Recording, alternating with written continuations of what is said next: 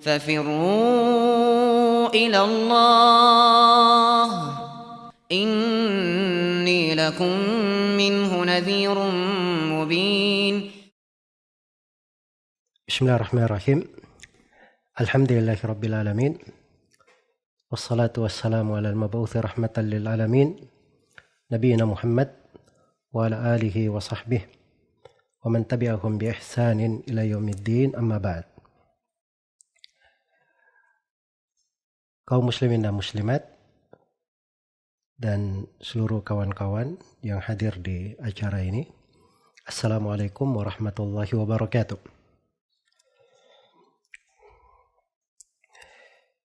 Rabbi syrah li sadri wa yassir li amri wahlul 'uqdatam min lisani yafqahu qawli. Allahumma la ilma lana illa ma 'allamtana innaka antal alimul hakim. Allahumma 'allimna bima yanfa'una wanfa'na bima 'allamtana wa zidna ilman ya karim. Alhamdulillah, dari kesyukuran kepada Allah Subhanahu wa taala, di malam hari ini berada di tengah kawan-kawan sekalian dari berbagai negara. Semoga Allah Subhanahu wa taala memberkahi kita semua di dalam kesempatan ini dan menjadikan pertemuan kita ini sebagai salah satu pintu hidayah untuk kita semua, dan semoga dengannya Allah Subhanahu wa taala selalu merahmati kita, menuntun kita dan memberi hidayah kepada kita di dunia dan memudahkan jalan kita untuk ke negeri akhirat, berbahagia dengan surganya kelak di kemudian hari. Innahu waliyu dzalika wal qadiru alaih. Dari Asmaul Husna, dari nama Allah Subhanahu wa taala adalah nama Al-Hadi, yang maha memberi hidayah. Dan ini disebutkan di dalam 2 ayat di Al-Quranul Karim. Di firman Allah Subhanahu wa taala, wa inna allaha lahadil ladzina amanu ila siratim mustaqim. Dan sesungguhnya Allah memberi hidayah kepada orang-orang yang beriman kepada jalan yang lurus. Dan juga di firman Allah Subhanahu wa taala, wa kafa billahi hadiya wa nasira. Dan cukuplah Allah Subhanahu wa taala sebagai yang hadi, yang memberi hidayah, wa nasira, dan sebagai yang memberi pertolongan. Dari keimanan kepada nama-nama Allah Subhanahu wa taala, kita imani akan kandungannya, dan kita imani akan konsekuensi dari nama tersebut dan pengaruh-pengaruh nama itu di tengah makhluknya. Karena Allah Subhanahu wa taala mencintai nama-namanya, dan dari sifatnya memberi hidayah. Dan itu di dalam Al-Quran di banyak tempat. Dan Allah Subhanahu wa taala cinta pengaruh nama dan sifatnya di tengah makhluknya. Karena itulah memohon hidayah kepada Allah, menempuh jalan-jalan hidayah, mempelajari sebab-sebab hidayah, dan menghindari penghalang-penghalang hidayah, itu adalah bagian dari keimanan kepada Allah Subhanahu wa taala. Apalagi pembahasan ini, permohonan akan hidayah, disebutkan di dalam surah yang paling agung di dalam Al-Quran, yang disebut sebagai Ummul Kitab, pokok dari Al-Quran. Allah Subhanahu wa taala memerintah kita untuk berdoa, ihdinas siratal mustaqim siratal ladzina an'amta alaihim ghairil maghdubi alaihim waladdallin. Ya Allah, berilah hidayah kepada kami menuju kepada jalan yang lurus, yaitu jalannya orang-orang yang Kau beri nikmat terhadap mereka. Dan jalan orang-orang yang diberi nikmat ini, itulah jalannya para nabi dan para rasul. Sebagaimana diterangkan di surah An-Nisa, ومن يطع الله والرسول فأولئك مع الذين أنعم الله عليهم من النبيين والصديقين والشهداء والصالحين. Barang siapa yang taat kepada Allah dan Rasulnya, maka mereka inilah orang-orang yang akan bersama mereka yang diberi nikmat atas mereka, dari kalangan para nabi, para siddiq, para syuhada, orang-orang yang mati syahid, dan orang-orang yang salih. Itulah jalan as-sirat al-mustaqim. Kemudian kita diperintah untuk berlindung dari dua penghalang hidayah, dari sebab yang membuat seseorang itu menyimpang dari hidayah. Ghairil maghdubi alaihim waladdallin. Bukan jalan orang-orang yang dimurkai atas mereka, dan bukan pula jalan orang-orang yang disesatkan. Ini di kebanyakan ahli tafsir dimaknakan bukan jalannya orang-orang Yahudi dan orang-orang Nasara. Orang-orang Yahudi mereka punya ilmu tapi tidak beramal dengan ilmunya. Orang-orang Nasara mereka tersesat, tidak beramal. Mereka beramal tapi tanpa ilmu. Maka dari pentingnya hidayah ini, dalam sehari dan semalam di sholat 5 waktu 17 rakaat, pada setiap rakaat kita wajib membaca surah Al-Fatihah, dan di dalamnya adalah permohonan hidayah kepada Allah Subhanahu wa taala. Ihdinas siratal mustaqim. Sebagaimana kita juga diajari doa, Rabbana la tuzigh qulubana ba'da idh hadaitana wa hab lana min ladunka rahmah innaka antal wahhab. Wahai Rabb kami, janganlah engkau palingkan hati-hati kami, engkau sesatkan hati-hati kami setelah engkau memberi hidayah kepada kami. Dan berilah kami rahmat dari sisimu, sesungguhnya engkau ya Allah adalah yang maha memberi anugerah. Maka dari pentingnya hidayah di dalam kehidupan ini, semua jalan kepada kebaikan itu adalah dengan hidayah dari Allah Subhanahu wa taala. Hal yang baik yang ingin didapat oleh seorang hamba, dia akan dapatkan dengan hidayah. Bahkan di akhirat, penduduk sorga itu masuk ke dalam sorga dengan hidayah dari Allah Subhanahu wa taala. Karena itu mereka berkata, wa qalu alhamdulillahilladzi hadana lihada wa ma kunna linahtadiya laula an hadana Allah. Dan mereka berkata, segala puji hanya untuk Allah yang memberi hidayah kepada kami dengan keislaman ini, sehingga kami masuk ke dalam sorga. Dan kami tidak akan mendapatkan hidayah kecuali kalau Allah Subhanahu wa taala menganugerahkan hidayah kepada kami. Ibn Al-Qayyim rahimahullahu ta'ala menyebutkan di antara definisi hidayah. Ketika kita akan berbicara tentang hidayah, ada baiknya kita definisikan apa hidayah itu. Dari salah satu definisi yang disebutkan oleh Ibn Al-Qayyim rahimahullah, bahwa hidayah itu adalah ma'rifatul haqqi wal amalu bih. Mengenal kebaikan, mengenal kebenaran dan beramal dengannya. Mengenal kebenaran dan beramal dengannya. Itu yang disebut hidayah. Siapa yang mengenal kebenaran, diberi taufik beramal dengannya, maka dia berada di atas hidayah.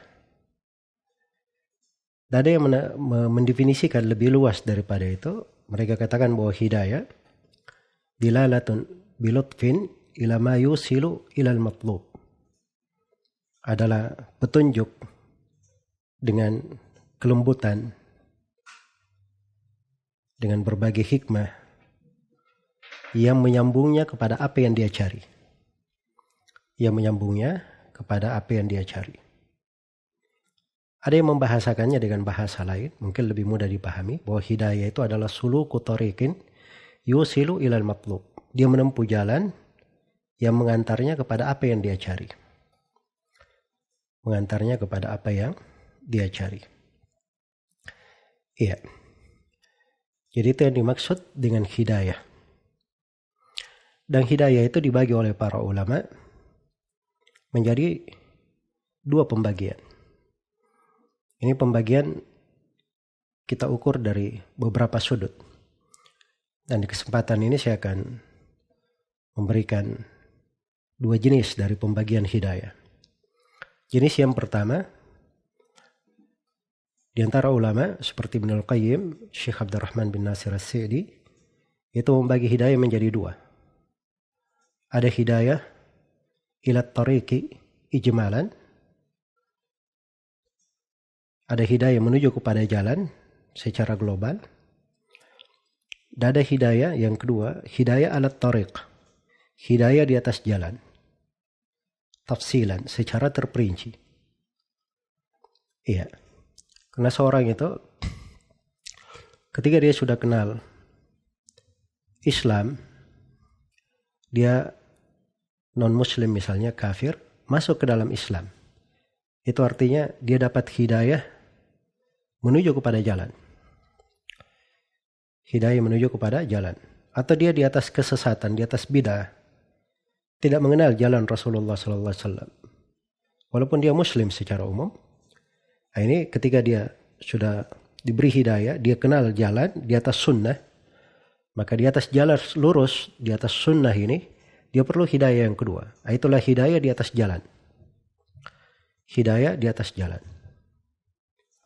Supaya dia tetap di atas jalan yang lurus, di atas jalan agama Nabi SAW yang murni, yang beliau bawa 14 abad yang lalu, beliau wariskan kepada para sahabatnya secara lengkap dan sempurna, dan para sahabat mengajarkannya kepada generasi setelahnya hingga hari ini terpelihara lengkap dan sempurna.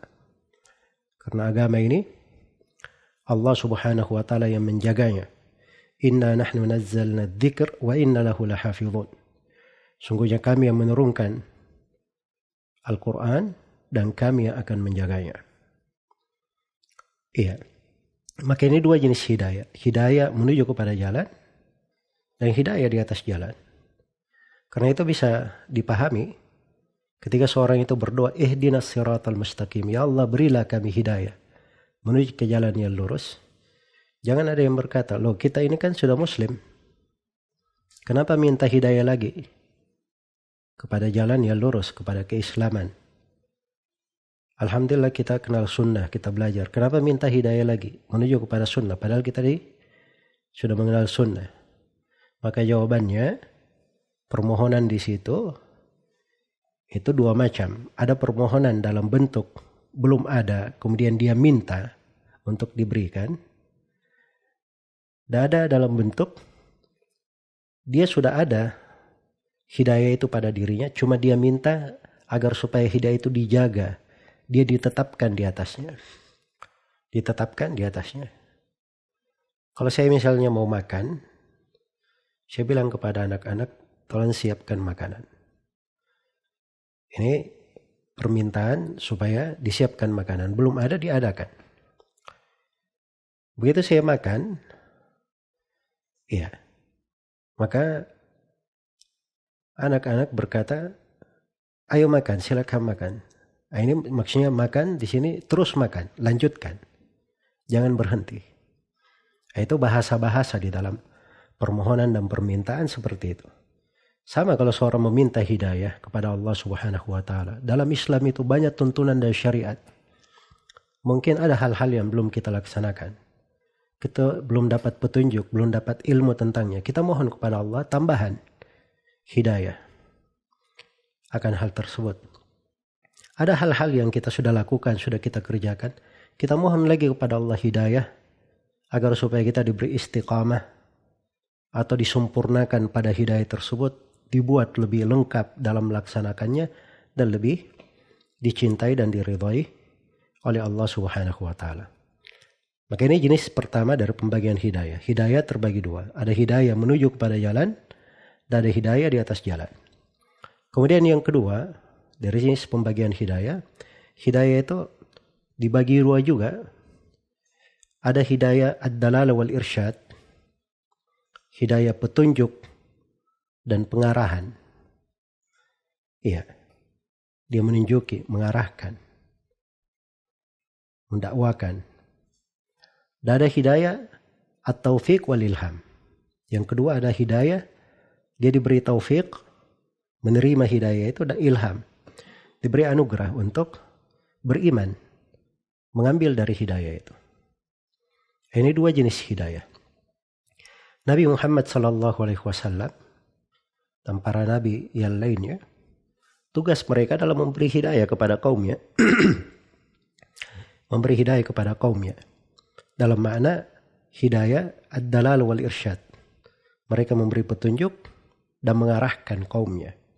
Karena itu Nabi SAW disifatkan dalam Al-Quran, wa innaka latahdi man tasha'u ila siratim mustaqim. Dan sungguhnya engkau Nabi Muhammad sungguh memberi hidayah kepada siapa yang kau kehendaki kepada jalan yang lurus.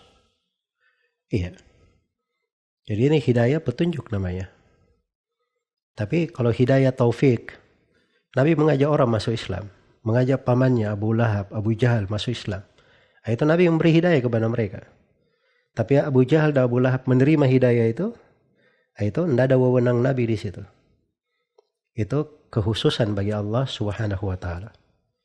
Dia memberi hidayah yang kedua, hidayah taufik dan ilham. Karena itu ketika paman beliau Abu Talib tidak masuk Islam, Nabi SAW sangat bersedih akan hal itu. Sampai Allah Subhanahu wa taala menegurnya, innaka la tahdi man ahbabat walakinnallaha yahdi man yasha. Sungguhnya engkau Nabi Muhammad tidak bisa memberi hidayah kepada siapa yang kau kehendaki atau siapa yang kamu cintai.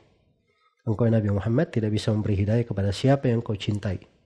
Tetapi dialah Allah yang memberi hidayah kepada siapa yang dia kehendaki. Maka ini dua jenis hidayah yang dibedakan. Penggunaannya di dalam Al-Quran itu jelas. Nah, hidayah ini kesempurnaannya bagi seorang hamba itu dengan 10 hal. Hidayah ini kesempurnaannya untuk seorang hamba adalah dengan 10 perkara. Ini disebutkan oleh Ibnu Al-Qayyim rahimahullahu ta'ala di akhir kitab Madarijus Salikin ketika beliau membahas tentang firman Allah, ihdinas siratal mustaqim. Ya Allah, berilah hidayah kepada kami ke jalan yang lurus. Kata ihdina, ya Allah, berilah kami hidayah. Kata Ibnu Al-Qayyim, di situ ada 10 hal yang merupakan masyahid yang harus selalu diperhatikan. Dari jenjang-jenjang penghambaan yang harus diperhatikan. Nah, apabila 10 hal ini berkumpul, maka hidayah itu akan menjadi lengkap bagi seseorang. Dia akan mendapatkan hidayah tersebut. Yang pertama adalah hidayah ilmu dan penjelasan. Dengan hidayah ilmu dan penjelasan ini, akhirnya dia pun menjadi seorang alim. Dia mengetahui, nah mesti alim semuanya ya. Dia dapat ilmu, dia mengetahui sebuah perkara, dia mengetahui kebenaran.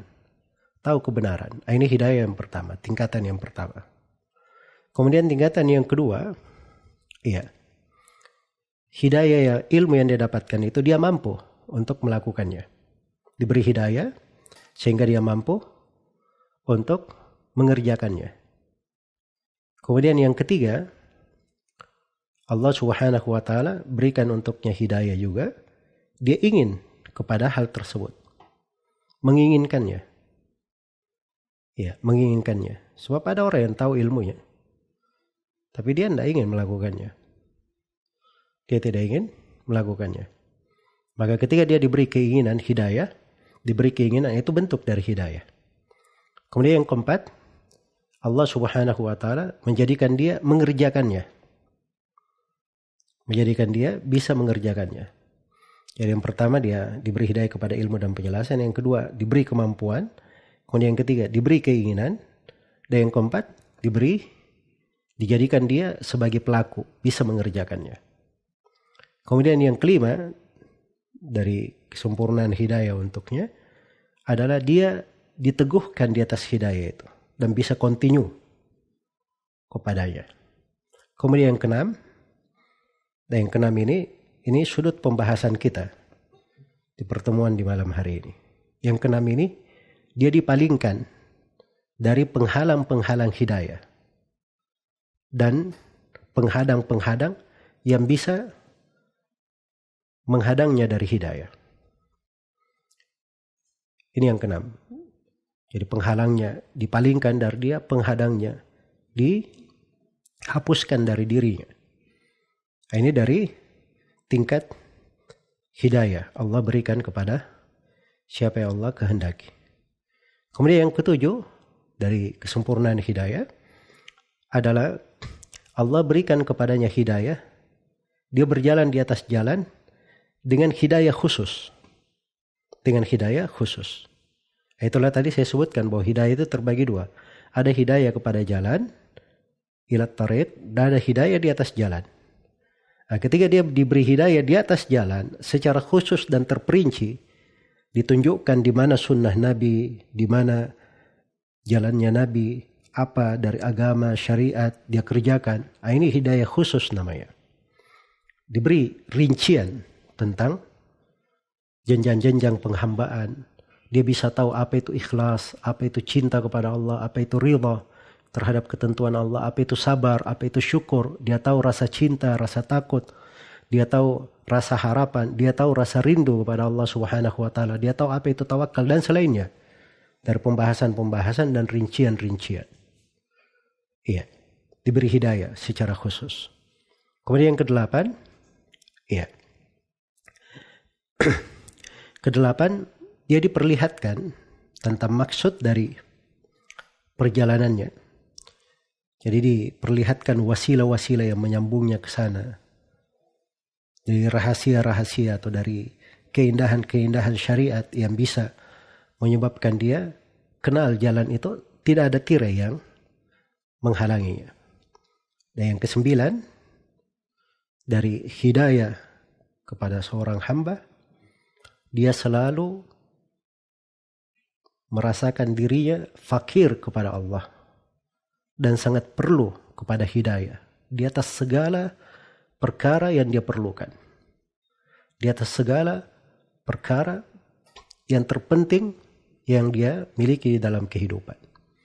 Jadi kalau dia selalu memahami hal tersebut, oh ini adalah kehidupan saya, ini adalah ruh saya, ini adalah nyawa saya, maka itu bentuk dari hidayah. Ya, contoh ringkas saja, misalnya seorang di dalam belajar, menuntut ilmu. Dia hadir majelis ilmu seperti ini. Kalau dianggap hadir majelis ilmu itu sampingan, iya, bukan perkara darurat dalam hidupnya, bukan keperluan penting, bukan kefakirannya untuk menjaga dirinya di atas hidayah, itu jenjangnya berbeda dengan jenjang orang yang menganggap ilmu itu adalah bagian dari hidupnya. Itu adalah ruhnya. Itu adalah makanannya yang lebih penting daripada makan dan minumnya 3 kali dalam sehari dan semalam. Ini makanan diperlukan setiap saat. Jadi kalau dia paham akan hal ini, maka itu bentuk dari kesempurnaan hidayah baginya. Kemudian yang ke-10, kata Ibnu Al-Qayyim rahimahullah, ya, dia diperlihatkan oleh Allah 2 jalan yang menyimpang, yang bisa membahayakannya dari hidayah itu. Ada jalan ke kanan, ke kiri, mengeluarkannya dari jalan yang lurus. Iya. Jadi kalau dia sudah kenal jalan yang lurus, dia kenal pula jalan-jalan yang menyimpang, sempurna hidayah untuknya.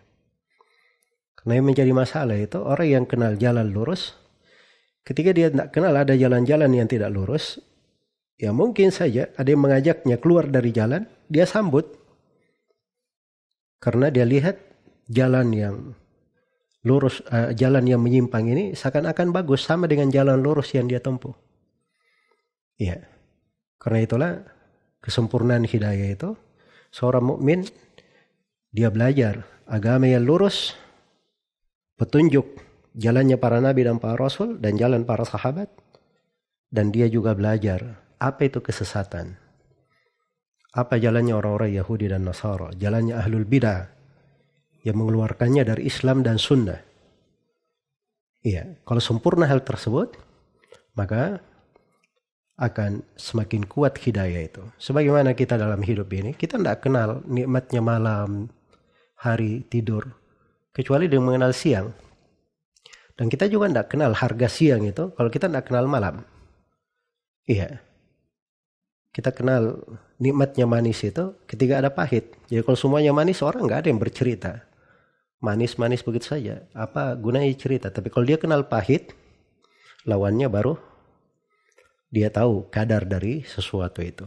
Jadi mengenal lawannya itu menyempurnakan petunjuk. Araftu syarra la lisyarri walakin litawaqqihi wa man lam ya'rifil khaira minasyarri yaqa' fihi.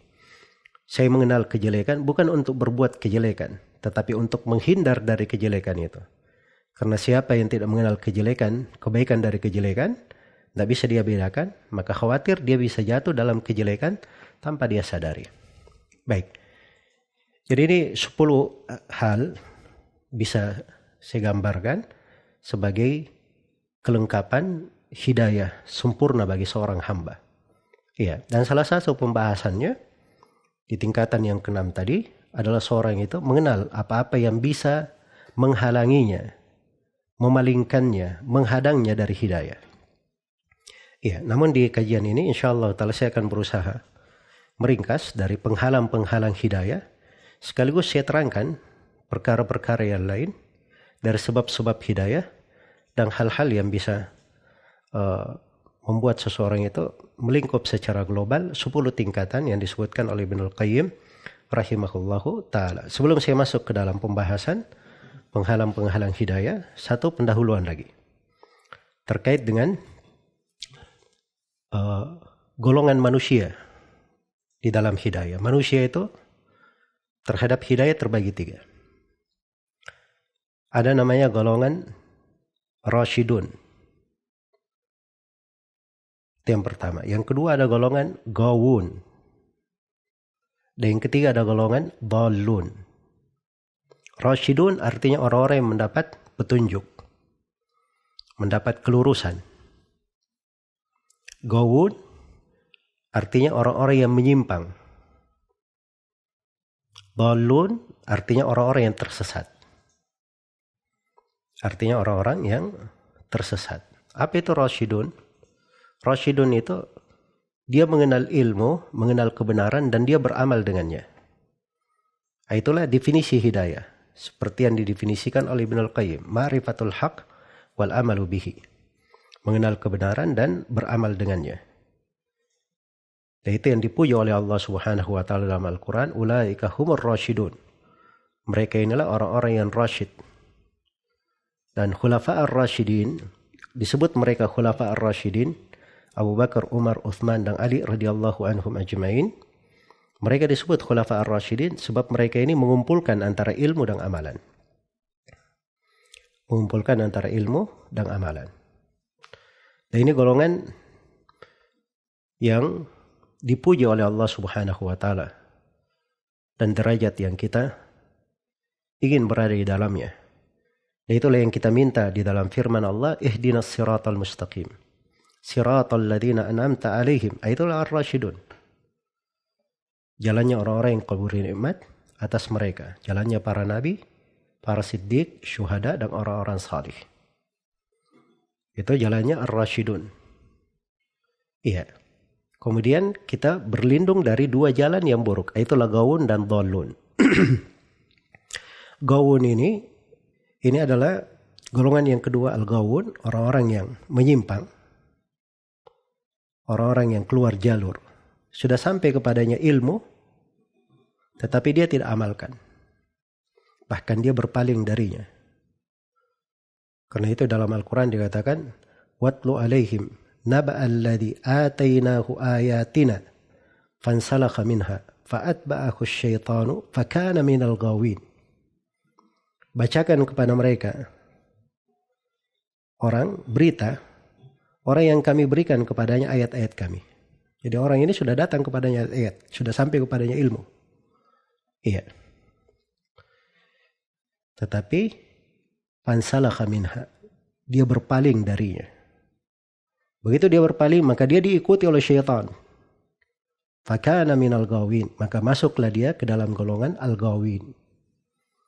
Iya, karena itu bahasanya syaitan itu la ughwiyannahum ajma'in, sungguh saya akan menyesatkan mereka semua. Saya akan membuat mereka semua menyimpang dari al-ghawaya. Illa ibadaka minhumul mukhlasin, kecuali hamba-hambamu yang ikhlas. Iya. Baik, itu dari bahasa syaitan ya, al-ghawun. Jadi ini dua golongan. Golongan yang kedua. Golongan yang ketiga adalah ad-dhallun. Ad-dhallun ini orang yang belum kenal petunjuk sama sekali. Belum sampai kepadanya ilmu. Belum sampai kepadanya ilmu. Iya. Karena itu Nabi Musa alaihissalam ketika dikatakan kepadanya oleh Fir'aun, kamu dulu hidup di sisi kami, kemudian kamu membunuh seseorang. Ya, kata Nabi Musa alaihissalam, fa'altuha idzan wa ana minadh-dhallin. Saya dulu melakukan hal itu karena saya termasuk ad-dhallin dulu, orang-orang yang tersesat. Artinya tersesat di situ dahulu, orang-orang yang belum mengenal hidayah, belum dapat petunjuk. Sama dengan firman Allah mengingatkan nikmatnya kepada nabinya, wa wajadaka dhallan fahada. Dan Allah dapati engkau ya Nabi Muhammad belum mengenal petunjuk, lalu Allah berikan petunjuk kepada kamu. Disebut ad-dhalal. Ya, artinya di situ belum mengenal petunjuk. Belum mengenal petunjuk, kemudian Allah beri petunjuk. Jadi ini tiga golongan. Golongan yang pertama mengenal petunjuk dan dia beramal dengannya. Golongan yang kedua, dia mengenal petunjuk tapi dia berpaling darinya, itu al-ghawun. Dan golongan yang ketiga, dia tidak mengenal petunjuk dan menyimpang darinya, itu ad-dhallin. Dan dua golongan ini kita diperintah untuk berlindung darinya. Maka apabila kita tahu pembagian-pembagian ini, itu akan jelas sekali apa yang disebut dengan hidayah itu. Apa yang disebut dengan hidayah? Hidayah itu perlu ilmu. Hidayah itu bukan ikut-ikutan. Hidayah itu bukan dengan banyaknya follower, bukan dengan banyaknya yang menabuh genderang, mendukung. Bukan dengan banyaknya orang yang memuji. Hidayah itu bukan dengan perbuatan kebanyakan manusia.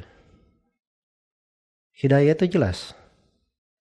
Dia kenal kebenaran, Allah beri padanya petunjuk, dia diberi oleh Allah Subhanahu wa taala kemampuan terhadapnya, dia ingin melakukannya, Allah beri taufik kepadanya, dia bisa mengerjakannya, Allah teguhkan dia di atasnya, diberi hidayah supaya dia dihindari dari segala penghalangnya. Kemudian Allah beri lagi petunjuk khusus. Dia berjalan padanya. Kemudian dia kenal wasilah-wasilah untuk menggapai hidayahnya. Dan dia selalu hadirkan kefakirannya kepada Allah.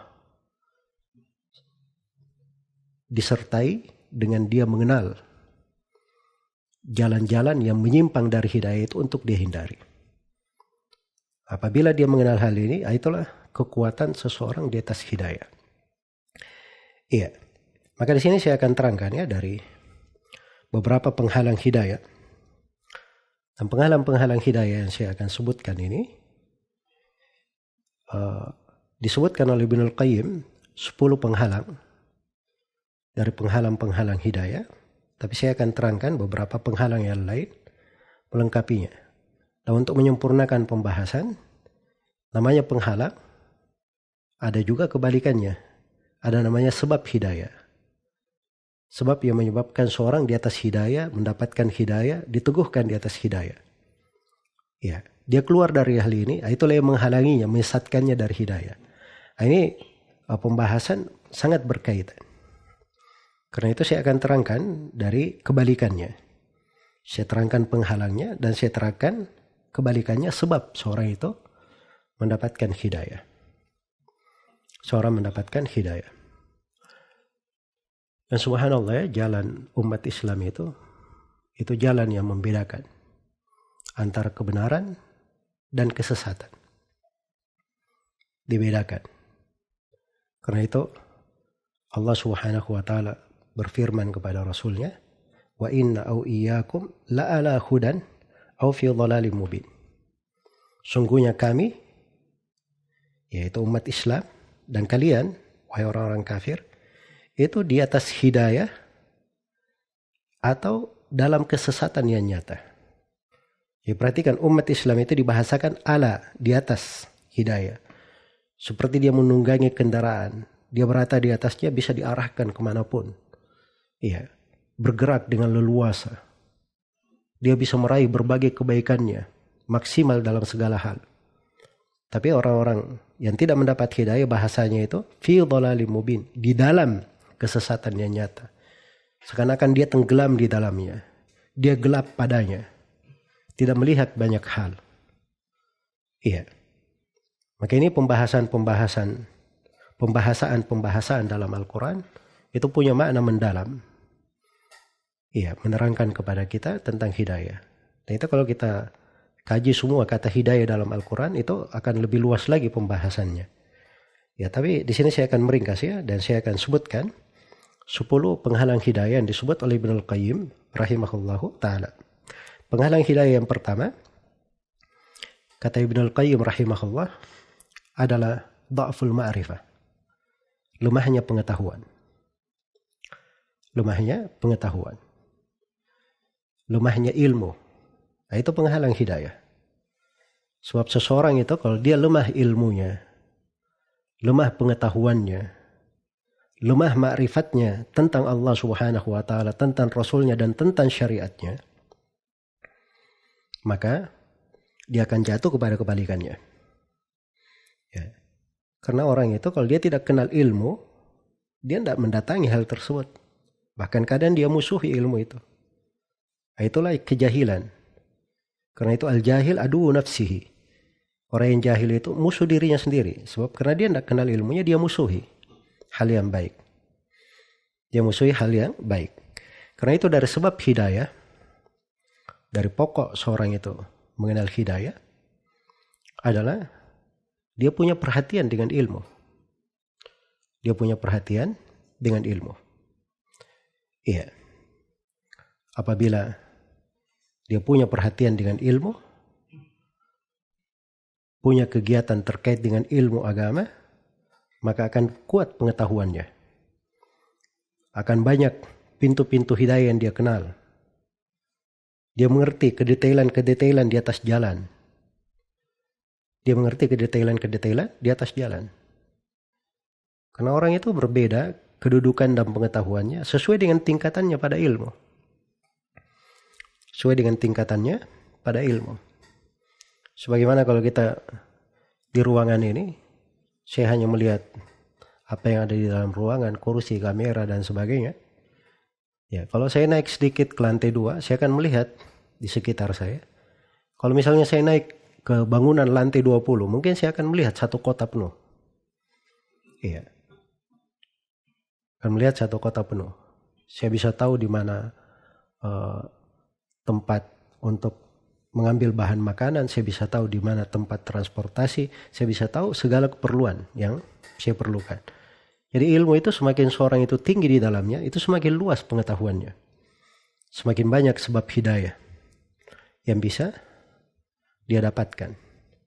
Karena itu pokok dari hidayah adalah ilmu. Huwallazi arsala rasulahu bil huda wa dinil haqq. Dialah Allah yang mengutus Rasulnya bil huda, dengan petunjuk dan agama yang benar. Petunjuk di situ adalah ilmu syar'i, diartikan agama. Ilmu syar'i. Ilmu yang benar. Iya. Dalam Quran disebut sebagai hidayah. Inna hadzal Qur'an yahdi lillati hi aqwam. Sungguhnya Al-Quran ini memberi hidayah kepada jalan yang lurus. Dan Nabi Muhammad SAW dikatakan tentang beliau, wa innaka latahdi ila siratim mustaqim. Sungguhnya engkau Nabi Muhammad memberi hidayah kepada jalan yang lurus. Itu ilmu. Ilmu itu adalah sumber dari hidayah. Karena itu penghalang hidayah adalah lemahnya pengetahuan. Lemahnya ma'rifah. Maka siapa yang ingin hidayah, harus dia belajar dengan benar, dia belajar dengan serius. Iya, kadang ada sebagian ya dari kawan-kawan kita mulai bahasa hijrah kepada sunnah, mulai mengenal sunnah. Sampai sekarang kalimat-kalimat hijrah itu banyak sekali ya, saya juga heran melihatnya. Tapi saya berharap mudah-mudahan semuanya diberi kebaikan oleh Allah, dibimbing kepada jalan yang lurus. Tapi hijrah itu bukan sekedar seorang itu berpindah merek, ganti baju. Ya. Orang yang ingin memperbaiki dirinya teguh di atas sunnah, tugasnya adalah belajar. Dia menuntut ilmu. Serius, bukan cuma sekedar hadir ceramah-ceramah saja. Seperti ceramah kali ini ceramah wasiat umum, bukan pendalaman. Tapi kalau dia ingin hidayah, belajar dengan benar. Dia belajar Al-Quranul Karim, dia belajar tafsirnya, dia belajar hadits, dia belajar tafsirnya, dia belajar wasilah untuk hal itu. Dia kenal bahasa Arabnya, dia kenal ilmu-ilmu yang dengannya dia bisa memahami Al-Quran dan Sunnah. Maka dengan itu dia akan lengkap di atas hidayah. Itu harus ada di dalam kehidupan. Apalagi kalau ilmu-ilmu itu terkait dengan kewajiban kita. Seperti kita wajib mempelajari apa makna la ilaha illallah. Itu bekal kita di dunia, bekal kita di sakaratul maut. Tidak bisa kita bersyahadat la ilaha illallah Muhammadar Rasulullah. Kalau kita tidak tahu apa makna la ilaha illallah, tidak mengamalkannya dalam kehidupan. Kita wajib mempelajari siapa Allah yang diibadahi, siapa Nabi Muhammad SAW. Kemudian apa agama kita, kadar kewajiban fardu ainnya itu apa. Itu wajib dipelajari. Dengan itu kita bisa menjawab pertanyaan malaikat di alam kubur. Iya, itu hidayah namanya. Hidayah. Hidayah ini kita perlukan. Karena itu dari penghalang hidayah itu adalah lemahnya ilmu. Lemahnya ilmu. Iya. Dan dari penghalang hidayah yang kedua adalah disebut oleh Ibnu Al-Qayyim adamul ahliyah. Tidak layak dia mendapatkan hidayah. Tidak layak dia mendapatkan hidayah. Hatinya itu tidak bisa menampung hidayah. Ilmu itu dia masuk ke bejana-bejana. Dia masuk ke kantong-kantong. Kalau kantongnya penuh dengan sampah, bagaimana ilmu itu bisa masuk di situ? Ataupun dia misalnya bejana, tapi isinya kotoran, begitu ilmu itu masuk, ya hancur lebur bersama kotoran tersebut. Hidayah itu kepada orang yang punya ahliyah. Dan itu Allah Subhanahu wa taala pilih di antara hamba-hambanya yang mendapatkan hidayah. Nah ini juga makna harus dipahami bahwa seorang itu agar supaya dia bisa menjadi ahli hidayah, orang yang layak mendapatkan hidayah, dia punya beberapa kewajiban. Dan kewajiban-kewajiban ini itu adalah sebab-sebab hidayah. Adalah sebab-sebab hidayah. Hal yang paling pokok adalah dia bersihkan hatinya dari kesyirikan. Itu hal yang paling pokok. Supaya dia layak mendapatkan hidayah. Karena itu Nabi SAW di awal dakwah beliau Allah perintahkan, ya ayyuhal muddaththir kum fa'andir wa thiyabaka fatahhir wa li rabbika fasbir. Wahai orang yang berselimut, berdirilah, beri peringatan. Kum fa'andir. Dan terhadap pakaianmu hendaknya engkau mensucikan. Iya. Hendaknya engkau mensucikannya. Diperintah untuk mensucikannya, membersihkannya. Agar supaya terhindar dari najis, dari segala hal yang mengotori, dari kesyirikan maupun yang lainnya. Dari kesyirikan maupun yang lainnya. Dan di situ thiyabaka disuruh mensucikan. Penafsiran yang paling didominasi oleh ulama ahli tafsir, mereka tafsirkan membersihkannya dari kesyirikan.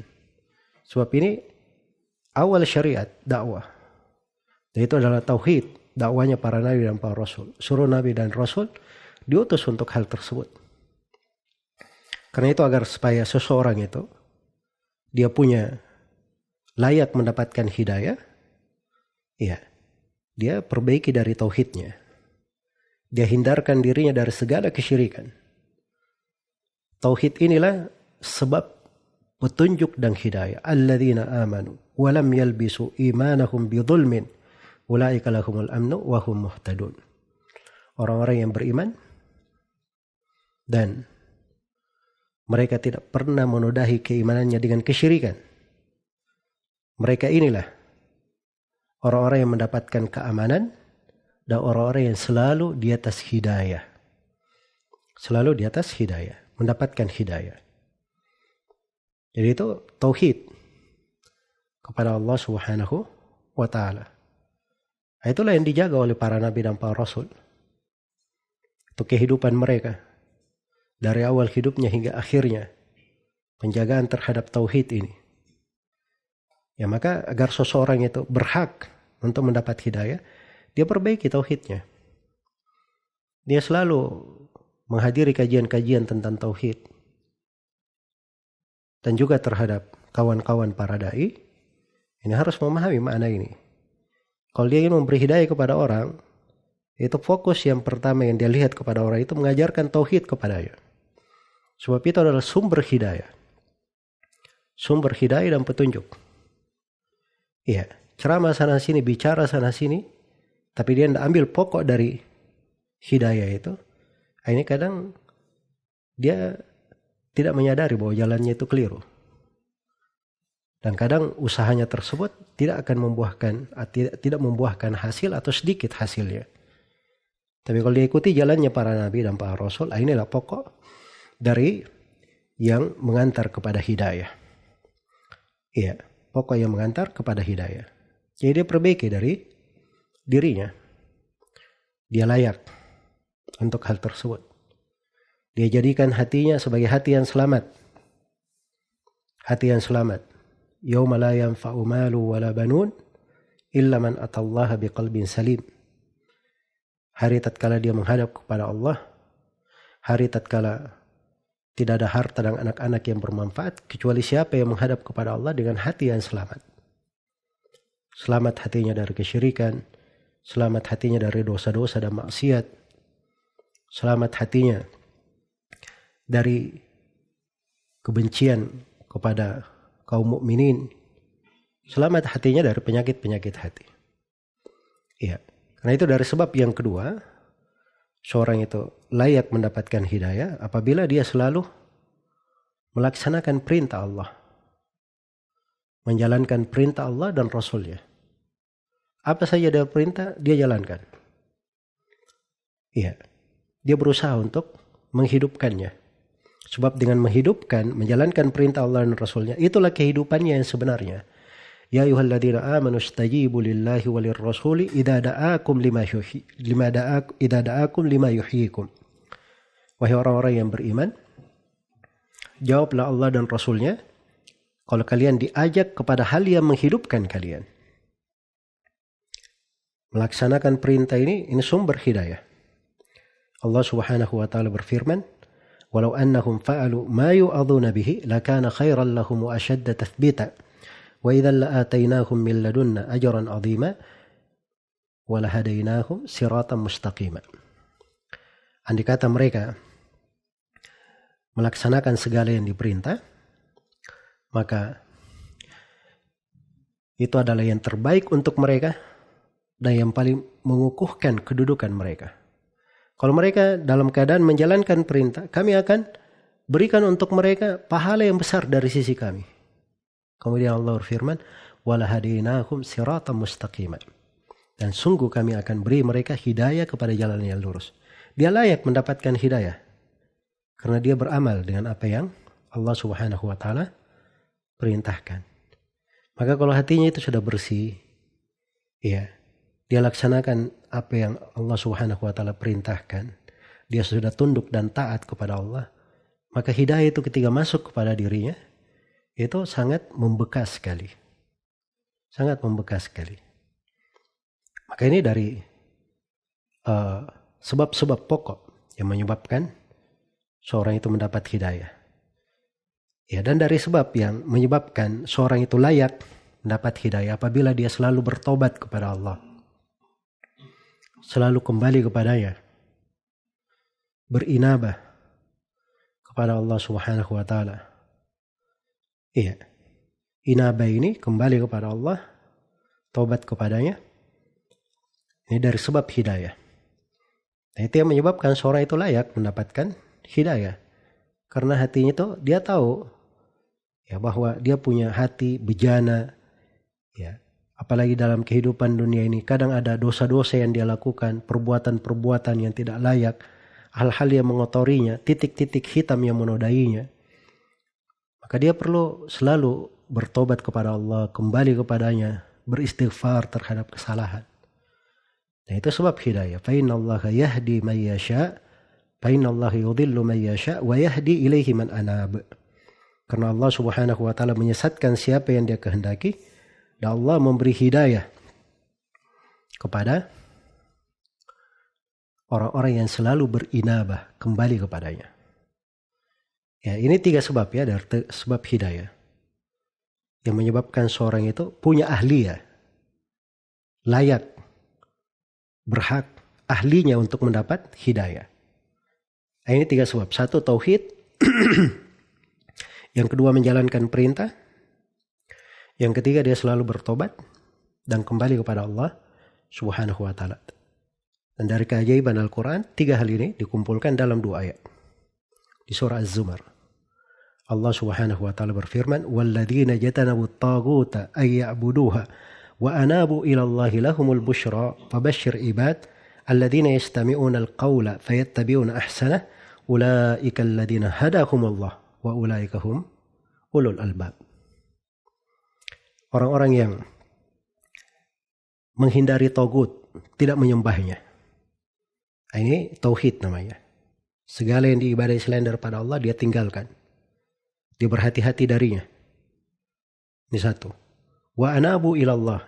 Yang kedua, dia selalu inabah, kembali kepada Allah. Maka Allah berfirman, lahumul busyra, untuk mereka kabar gembira dengan surga. Fabashshir ibad, beri kabar gembira kepada hamba-hambaku ini.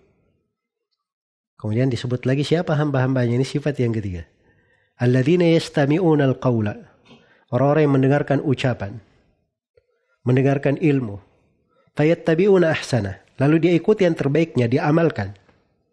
Nah, tiga orang ini, 3 golongan ini Allah tegaskan, ulaikal ladzina hadahumullah. Mereka inilah orang-orang yang Allah berhidayah kepada mereka, wa ulaika hum ulul albab.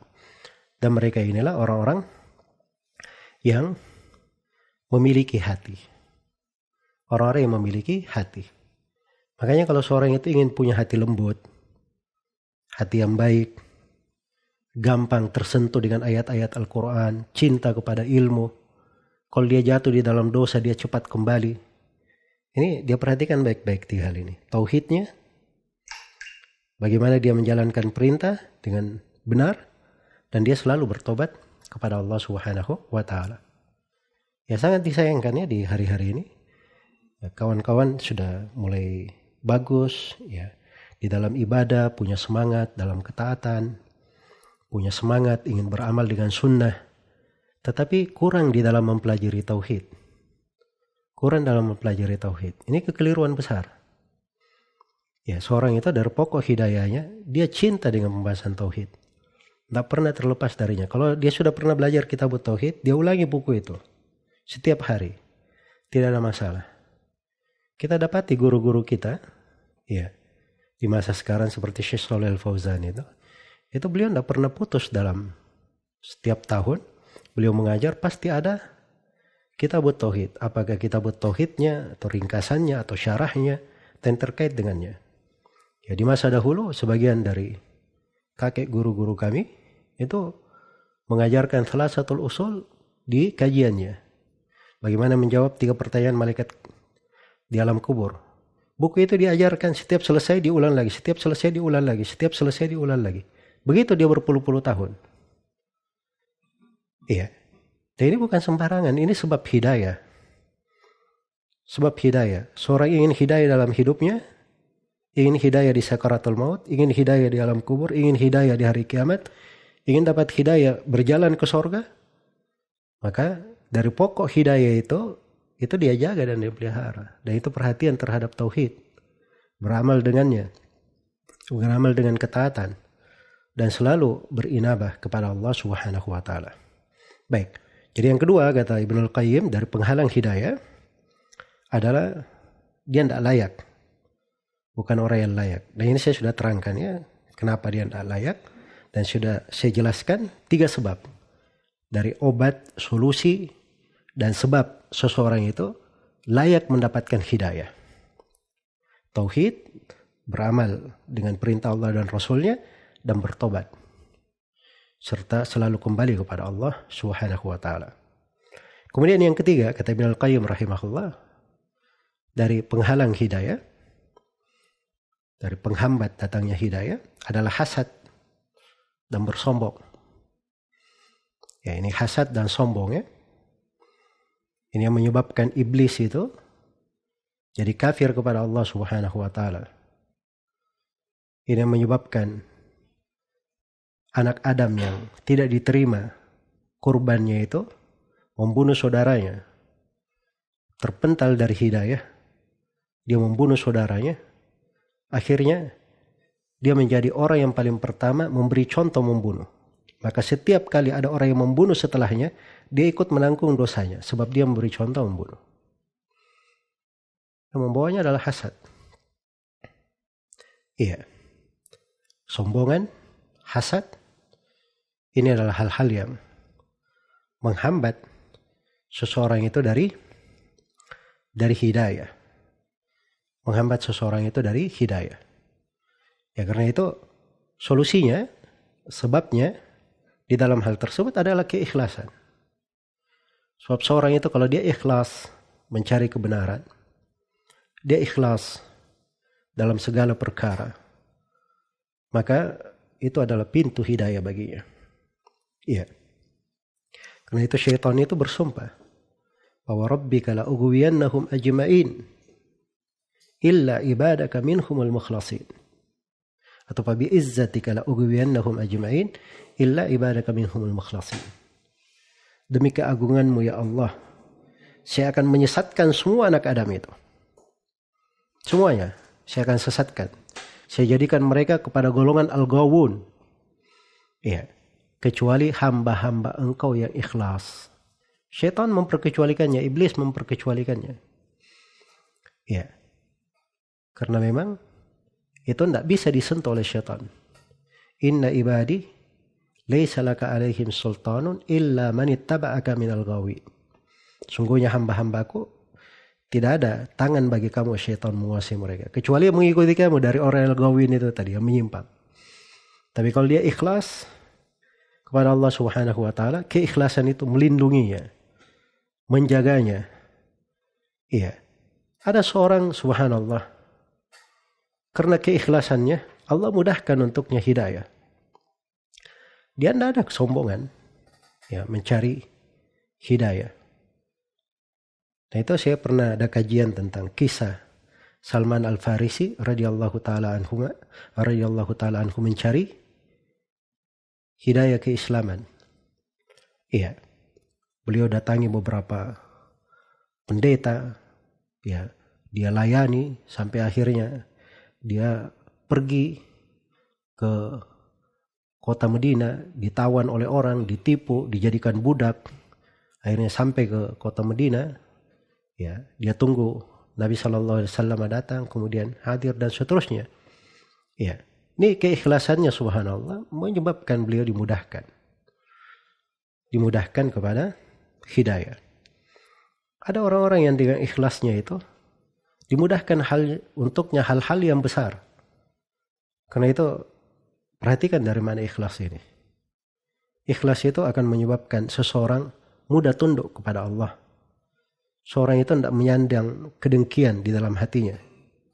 Tidak menyandang kedengkian di dalam hatinya, hasad, kesombongan. Karena itu Rasulullah SAW bersabda, "Thalathun la yagillu alaihinna qalbu imri'in muslim." Ada 3 perkara yang hati seorang muslim itu tidak membawa kedengkian, hasad, tidak membawa penyakit. Yang pertama adalah ikhlasul amali lillah, mengikhlaskan amalan hanya untuk Allah. Yang kedua, wa munasahatu ulatil umur, menasihati para pemerintah, berlaku tulus untuk mereka. Kemudian yang ketiga, waluzum jamaatil muslimin, komitmen bersama jamaah kaum muslimin di tengah kebersamaan. Sebab ini yang menyandang 3 hal ini orang-orang yang bersih hatinya. Orang-orang yang bisa mendapatkan hidayah. Iya. Makanya penghalang yang ketiga yaitu hasad dan kibir. Kemudian penghalang yang keempat adalah cinta kepemimpinan dan kekuasaan. Ya, orang-orang yang gemar ditokohkan, diorangkan, merasa yang paling tinggi. Dia kalau hadir di sesuatu, dia harus memiliki kedudukan, harus didepankan. Ini hubbur ri'asa namanya. Dan ini tidak menyentuh orang-orang biasa saja, orang-orang awam saja. Bahkan sebagian ulama berkata, hubbur ri'asah, cinta kepemimpinan itu akhir penyakit yang keluar dari hatinya orang-orang yang salih.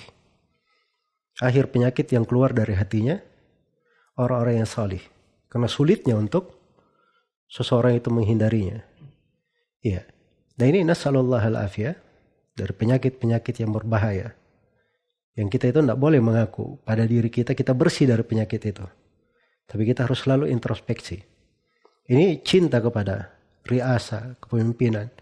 Ini menyebabkan Fir'aun, bala tentaranya, ya, menyebabkan mereka tidak menerima hidayah. Anu'minu libasyaraini mithlina wa qaumuhum lana abidun.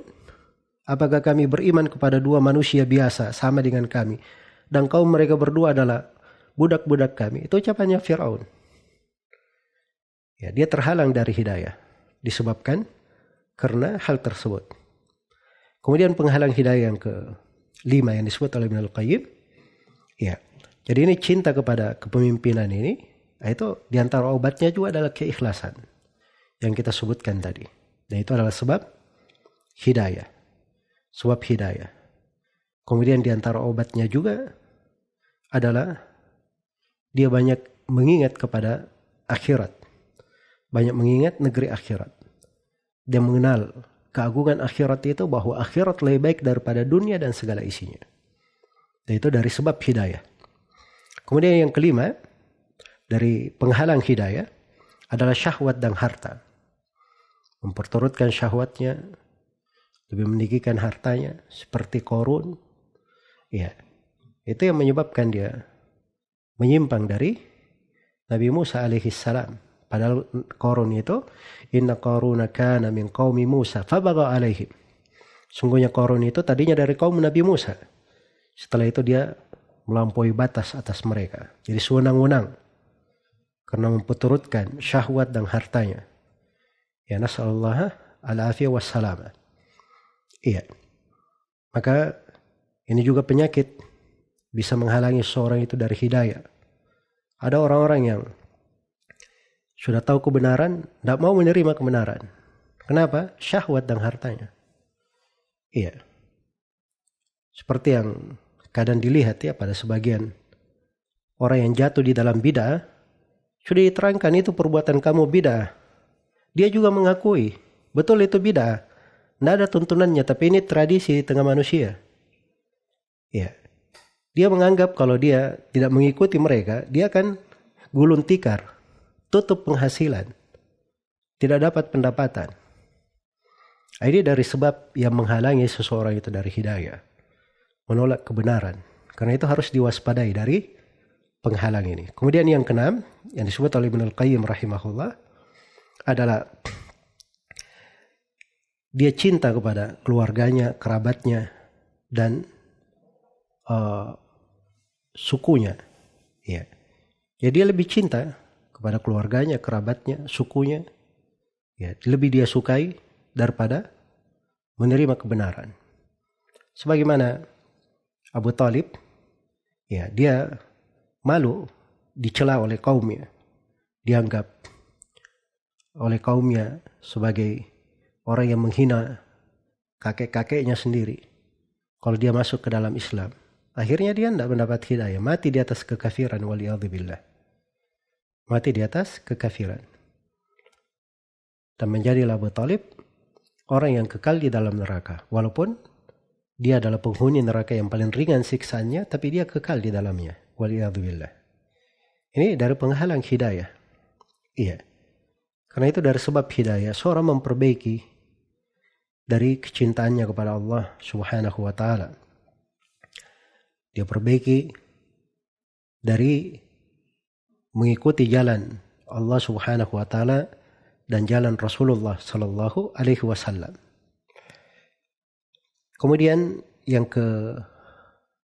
ketujuh dari penghalang hidayah adalah dia cinta kepada rumah dan kepada tempat dia tinggal, negeri yang dia tinggal. Ada orang-orang yang dia tidak mau masuk ke dalam Islam. Dia lebih senang di Mekah waktu itu. Nabi SAW dan para sahabat berhijrah. Dia beli cinta kampung halamannya, tempat dia tinggal. Ya, sebagaimana di sejumlah negeri yang mayoritasnya non-muslim, ketika dia masuk Islam, itu ada hal-hal yang terkait dengan hijrah, berpindah ke negeri Islam, meninggalkan negeri kafir. Tapi bersamaan dengan itu dia lebih cinta tempat tinggalnya, tempat dia bermukim, tempat dia lahir, ya, tempat kepalanya jatuh di situ. Maka ini semuanya dari hal-hal yang bisa menghalangi seorang dari hidayah. Karena itu para sahabat Nabi Sallallahu Alaihi Wasallam itu mereka tidak terhalangi oleh hal ini. Ketika masuk ke dalam Islam, mereka lebih dahulukan Allah dan Rasulnya. Karena itu mereka tanggung semua risiko. Dari mereka dimusuhi oleh kaumnya, diusir dari negerinya, ya, sehingga mereka berhijrah ke kota Madinah, mereka tinggalkan kampung halamannya.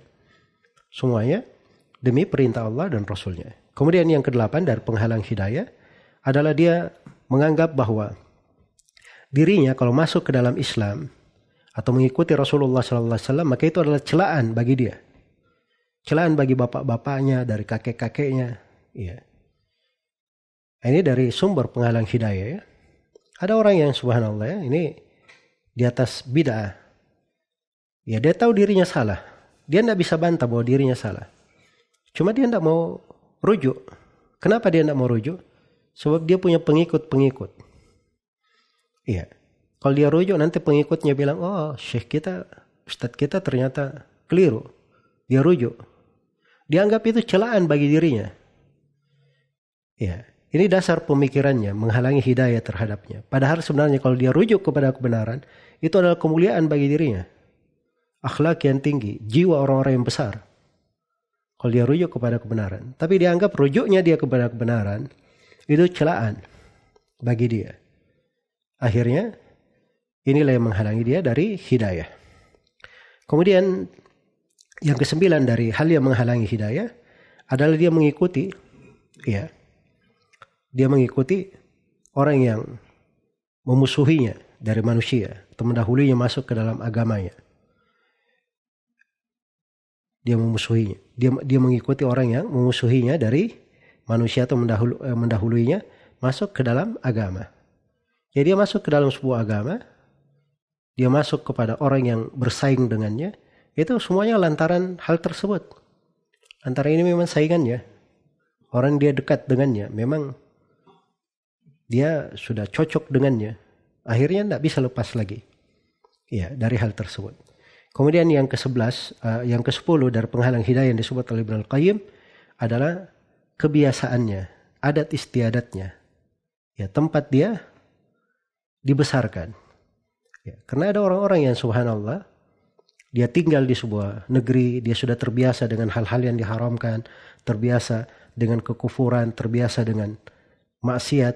Dia sudah terbiasa dengan hal itu. Sulit dia tinggalkan. Dan ini ada dari kalangan non-muslim, ada dari kalangan sebagian kaum muslimin yang jatuh dalam dosa. Dia lebih senang misalnya, oh saya sudah terbiasa dengan musik, saya kalau tidak dengar musik saya bisa pusing. Iya. Dia lebih ikuti dari kebiasaan dia, apa yang dia familiar dengannya. Nah, begitu hidayah itu masuk, hal ini ada pada dirinya, terhalang. Tapi begitu hidayah itu datang, dia tahu haramnya musik. Ya, dia tunduk kepada Allah dan Rasulnya, maka ringan baginya meninggalkan dari kebiasaan-kebiasaan tersebut. Iya. Baik. Jadi ini secara ringkas ya 10 pokok dari penghalang hidayah yang disebut oleh Ibnu Al-Qayyim rahimahullahu taala, dan saya lengkapi di sini. Dari sebab seorang itu terhalangi dari hidayah adalah dia tidak mengikuti jalan para as-salaf rahimahumullahu taala. Ya, sebab mengikuti jalan as-salaf itu adalah sumber petunjuk. Sebagaimana berpegang dengan Al-Quran dan As-Sunnah itu adalah sumber hidayah. Al-Quran adalah hidayah, Sunnah Rasulullah SAW adalah hidayah, jalannya Nabi SAW dan para sahabat itu adalah hidayah. Itu adalah hidayah. Kalau bukan hidayah, untuk apa ditegaskan dalam Al-Quran dengan ancaman yang sangat keras? Wa may yushaqiqir rasula min ba'di ma tabayyana lahul huda wa yattabi' ghayra sabilil mu'minin nuwallihi ma tawalla wa nuslihi jahannama wa sa'at masira. Barang siapa yang durhaka kepada Rasul setelah tampak jelas baginya petunjuk dan dia mengikuti jalan selain jalan kaum mukminin, ini jalannya para sahabat, tidak mengikuti jalan para sahabat. Ini dua kesalahan yang dia lakukan. Tidak diikuti Rasul, tidak mengikuti jalannya para sahabat. Maka Allah tegaskan ancaman, kami akan biarkan dia dalam kesesatannya dan kami akan masukkan dia ke dalam neraka Jahannam. Dan itu adalah seburuk-buruk tempat kembali. Waliyadzubillah. Karena itu dari sumber hidayah adalah seorang itu belajar ilmu dengan benar. Dia belajar Al-Quran, belajar sunnah Rasulullah SAW, dan dia ikuti jalan para as-salaf di dalam beragama. Iya, jangan dia memahami agama itu dengan pikirannya sendiri. Ilmu itu sudah ada tata cara memahaminya. Ilmu itu warisan, diwarisi dari masa ke masa. Diwarisi secara lafaz dan diwarisi secara makna. Diwarisi secara teks, ya, kita warisi, dan juga secara pemahaman apa yang dimaksud dengan ilmu. Dan itu diambil dari guru, Dan itu dari pokok yang menguatkan seseorang di atas hidayah. Iya. Kemudian dari sebab seseorang itu terhalang dari hidayah adalah dia banyak mengikuti hawa nafsunya. Ini senang mengikuti hawa nafsu. Ya, obatnya adalah dia berpegang dengan Al-Quran dan As-Sunnah. Kemudian dari obatnya juga adalah dia selalu mengedepankan perintah Allah dan Rasulnya. Ya, dan dari obatnya juga dia mujahadah di dalam memperbaiki dirinya, melaksanakan ketaatan. Ini mujahadah. Ini 3 sebab dari sebab hidayah. Walladzina jahadu fina lanahdiyannahum subulana. Orang-orang yang bersungguh-sungguh di jalan kami akan beri hidayah menuju kepada jalan-jalan kami. Dari penghalang hidayah juga adalah teman-teman duduk yang rusak dan para perusak. Jangan duduk dengan orang-orang yang rusak keyakinannya, rusak akhlaknya, para perusak atau ahlul bidah. Karena Allah Subhanahu wa taala berfirman di dalam Al-Qur'anul Karim, menjelaskan tentang orang-orang yang tidak boleh kita dekat kepadanya. Orang-orang yang tidak boleh kita dekat kepadanya. Dari sifat orang-orang yang beriman dikatakan walladzina la yashhaduna az-zur. Mereka tidak menyaksikan kepalsuan, tidak menyaksikan dosa. Iya. Jadi kalau ada yang dalam sebuah kegiatan yang seperti itu bersama-sama, dia tidak menyaksikannya. Dia tidak menghadirinya. Dia tidak menghadiri hal-hal yang seperti itu. Baik. Kemudian ada ayat yang ingin saya hadirkan di sini. Itu firman Allah Subhanahu wa taala, "Wala tarkanu ila alladziina dzalamu fatamassakumun nar." Dan janganlah kalian condong kepada orang-orang yang zalim sehingga kalian disentuh oleh api neraka. Kecondongan kepada orang yang zalim, orang-orang yang tidak baik, apalagi orang-orang yang rusak keyakinannya, bisa membahayakan agama. Jangan kalian condong kepadanya sehingga kalian disentuh oleh api neraka. Dan ambil ibrah dari kisah Abu Talib. Abu Talib ini, subhanallah, itu di masa hidupnya membela Rasulullah SAW. Bahkan dari syair-syairnya itu, dari syair-syairnya di qasidah, ra'iyah, lamiyah, dan sebagainya dari ucapan syair-syairnya, itu orang-orang mengatakan Abu Talib ini kayak sudah beriman. Tapi sebelum dia meninggal, bagaimana dia tetap di atas kekafirannya, Nabi berada di sisinya. Dia berkata, ya am, qul la ilaha illallah, kalimatan uhajju laka biha indallah. Wahai pamanku, ucapkan la ilaha illallah. Dengan kalimat ini, saya akan membela engkau di depan Allah. Diberi keutamaan khusus. Tapi ketika Nabi berucap seperti ini, ada dua teman duduknya yang jelek di situ. Ada Abu Jahal dan ada Abdullah bin Umayyah, dua pentolan dari Quraisy. Tiap kali Nabi berucap seperti itu, mereka berdua berkata, atarghabu an millati Abdul Muttalib? Wahai Abu Talib, kamu benci kepada agama ayahmu, Abdul Muttalib? Dibangkitkan kesukuannya, fanatismenya, kecintaannya kepada ayahnya dan kakek moyangnya. Akhirnya dia pun meninggal dan dia tidak masuk ke dalam Islam. Ini pengaruh dari teman duduk yang jelek. Ya subhanallah. Baik, jadi ini beberapa sebab ya, dan di akhir dari kesempatan ini saya ingatkan tentang pentingnya seseorang itu selalu berada di atas hidayah, selalu mencari sebab-sebab hidayah dan menjadi orang-orang yang mengajak kepada hidayah dan petunjuk. Karena itu dari doa yang kita mohon, ya, dan ini juga doa itu adalah salah satu sebab seorang itu mendapat hidayah. Dan banyak sekali doa yang diajarkan oleh Nabi SAW supaya seorang mendapatkan hidayah, diteguhkan di atas hidayah. Dari doa yang diajarkan oleh Nabi dalam hadits yang panjang, di hadits Ammar bin Yasir, dibaca di akhir solat sebelum salam. Ya, Allahumma zayyinna bizinatil iman waj'alna hudatan muhtadin. Ya Allah, hiasilah kami dengan hiasan keimanan dan jadikanlah kami orang-orang yang selalu mendapat hidayah, orang-orang yang selalu memberi hidayah dan selalu mendapat hidayah.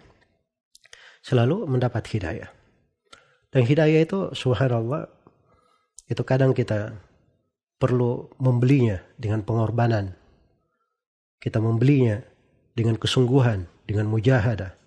Kita membeli hidayah dengan banyak berzikir kepada Allah Subhanahu wa taala, banyak berdoa.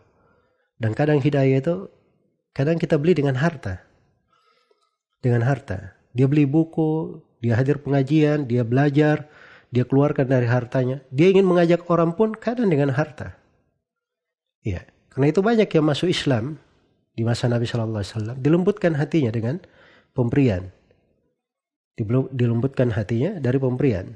Sampai disebutkan di suatu kisah ya, di masa terdahulu ya, bagaimana waktu itu orang-orang subhanallah menemukan ya sebagian manusia dia perampok, begal di jalan, maka dijumpai oleh salah seorang gubernur, Utsman bin Affan.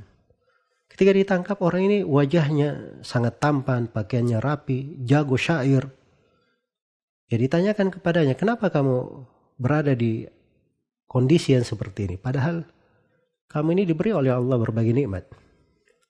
Kamu fasih berbicara dan seterusnya. Maka orang ini berkata, ya saya tidak punya pilihan lain kecuali ini.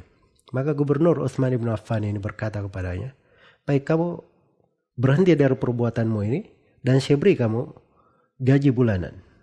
Ya, maka orang ini pun menerima hal tersebut. Maka dia menjadi istiqamah disebabkan karena hal itu. Dia ikut berjihad di jalan Allah disebabkan karena hal tersebut. Maka ada hal-hal yang bisa menjadikan seorang itu mengajak kepada hidayah. Kadang dengan ilmunya, kadang dengan amalannya, dengan akhlaknya yang baik, kadang dengan hartanya. Ya, semoga Allah Subhanahu wa taala selalu memberi petunjuk kepada kita semua dan memberi hidayah. Wallahu taala alam.